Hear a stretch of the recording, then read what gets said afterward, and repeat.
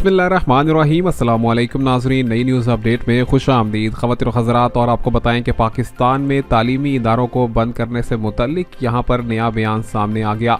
मुराद रास ने स्कूल बंद करने की दरख्वास्तों का जवाब दे दिया है, आपको बताएंगे इस वीडियो में। लेकिन आगे बढ़ने से कबल आपसे गुजारिश भी करेंगे, हमारे यूट्यूब चैनल को सब्सक्राइब करें, वीडियो को लाइक करें और घंटी के निशान पर क्लिक करना मत भूलिए। ख़वातीन और हज़रात, आपको बताएं कि पंजाब भर के अंदर एक बार फिर से स्कूलों को बंद करने से मुतल्लिक दरख्वास्तें भिजवाई गई थी, ख़ास तौर पर लाहौर शहर के अंदर स्मोक के बढ़ते हुए ख़तरात को देखते हुए और इसी के साथ साथ कोरोना वायरस के मुकम्मल तौर पर ख़तरात की वजह से पाकिस्तान में एक बार फिर से पंजाब के तालीमी इदारों को बंद करने से मुतालिक दरख्वास्तों का जवाब दिया है मुराद रास ने। और उनका ये कहना है कि बच्चों को मज़ीद नुकसान नहीं पहुंचा सकते।